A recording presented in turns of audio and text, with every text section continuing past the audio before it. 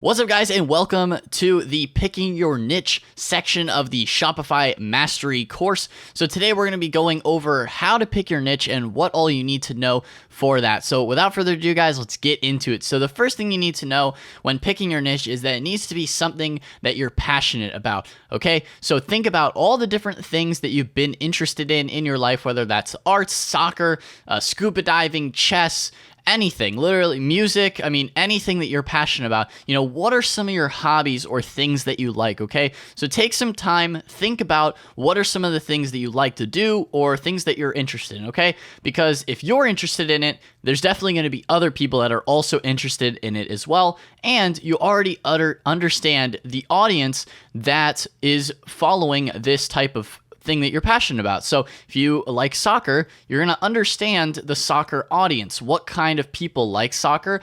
How do they behave? Their behaviors, their actions, all those kind of things are very important for marketing and understanding how to realistically build a good business on Shopify for that consumer base. So, and ultimately, you will actually enjoy and want to work on the business because you are passionate about this subject matter.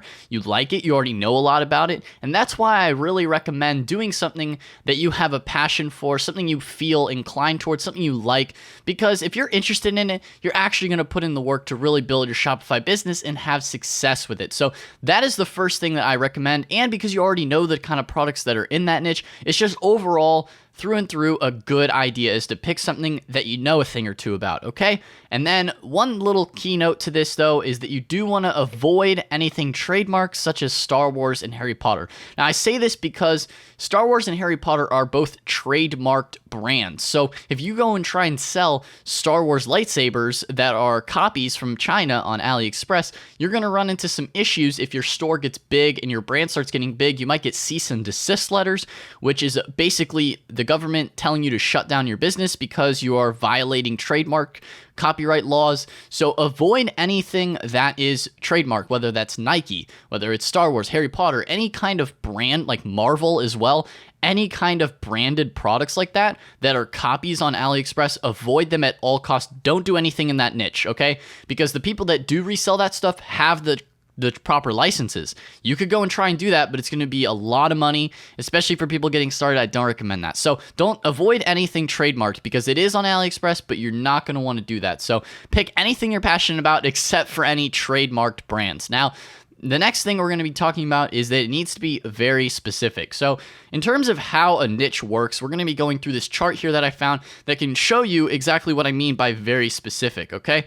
So the first at the top is the industry, then you have your niche, and then you have a micro niche. I'm going to be giving you an example as well on what an industry is, a niche is, and a micro niche is, so you can understand your audience, because you want to define a specific target audience for your Shopify store and your business overall. Who are the type of people that you want to sell to, and that it must be niche down. And this is very important because this is how you're actually going to target very specific people and be able to make good sales because you're hitting a very, very specific person. So for the example today, we're going to be utilizing the fitness industry, okay? So the industry is fitness, right? So fitness is a huge, broad thing. That's why this chart here shows you the industry is the giant circle, okay? The big orange circle is fitness. So there's a lot of different things within fitness. There's powerlifting, there's bodybuilding, there's physique competitions, there's teens, like there's women's weightlifting, like Olympic stuff. There's tons of different types of fitness niches. So the one we're going to be using for the example is then the physique niche. So this is just how I laid it out. There's a lot of different ways you could do this chart, but realistically, the fitness industry, that's an industry, okay? And then you have the sub niche, which is physique. So people typically either care about strength or physique, or they care about the sport. But, today we're going to be breaking it down a little more simple. So we're going to be talking about people that are caring about physique, okay? So this could be bodybuilding. This could be it could be like sport type related stuff. People that just care about how they look, all right? They care about their physique, right?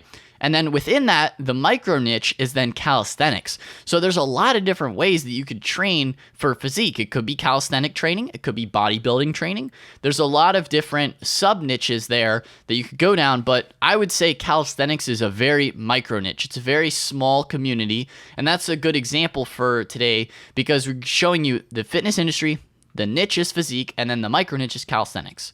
So that is an example here. There's a lot of different ways you could do this chart, but I hope this helps you understand at least the industry niche and micro niche that you want to go down. And I'm going to be going through another example as well a little bit later in this presentation here. So that is something to definitely understand. You want to go very specific when you are designing your niche. Now, another thing, you see other people doing it, okay? If you see other people doing it successfully, that means that it must work to some degree, and you could potentially replicate that for yourself. So if you look at Instagram, you go around, you find other pages, you search in things, maybe search in calisthenics, you search in tons of different things, you could hopefully potentially find an influencer page that is then doing what you want to do. And you could copy them and replicate their success in some shape or form. Obviously not copy them word for word exactly, but, utilize them as an example to help build your brand and business. You might even run a promotion with them or something like that, okay?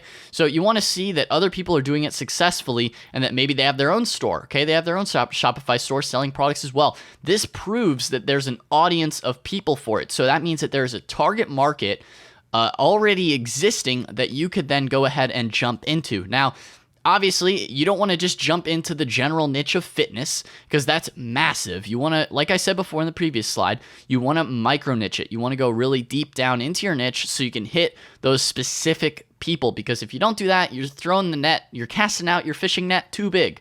You want to really focus, like how you can see in this picture here, all those people in the room, you're targeting very specific people, okay? People that you already understand a lot about, people that you've done some research into. What are their interests? What are their tendencies, their behaviors, all of those kind of things. You want to know in and out of your customer. So you can then also spy on these other companies that are doing this and utilize that. Like I said, you could copy some of the tactics that they're using, stuff like that. So the niche that I'm actually choosing for this course, because I want to give you guys, a full example of something that I'm going to be using, is so, this is a full niche that I am actually choosing for the course. So without further ado, guys, this is an example that I'm utilizing, is the broad niche of dogs. So I'm going to be niching it down here, showing you step by step how you can niche down something and what I'm going to be using as well for the rest of the course. So for the broad niche is dogs, okay? So obviously there's a lot of different types of dogs. This is the same thing with fitness industry, the dog industry. Lots of different types of dogs. The fitness industry, lots of different types of fitness, okay? Then, within the broad niche of dogs, we're going to be bringing that down to the size of the dog. How big are they, okay? Because that niches it down a little, brings it down a little bit more. So we're cutting out all the big dogs. We're just doing the small ones on the bottom there, okay? Now, within the small dogs, we're going to be choosing a bulldog, okay? Very specific, just the bulldog. Not Chihuahua, a bulldog, all right? So we're picking the bulldog as the breed. And then even more specific than just the bulldog breed, we're choosing the French bulldog. The cute little dog there, lastly, that is the French bulldog. So that is an example here how you can choose your niche. You go broad first, and then you niche it down more. You niche it down beyond that. I did that with the fitness thing. I hope this helps you with the dog, niching that down as well. That's what you're going to have to do for when you're picking your niche. You have to first pick the broad industry and then slowly narrow it down. Because you narrow it down, that's what you're going to do, because then narrowing it down, you're getting more to a specific customer base, people that are really, really passionate about that specific thing.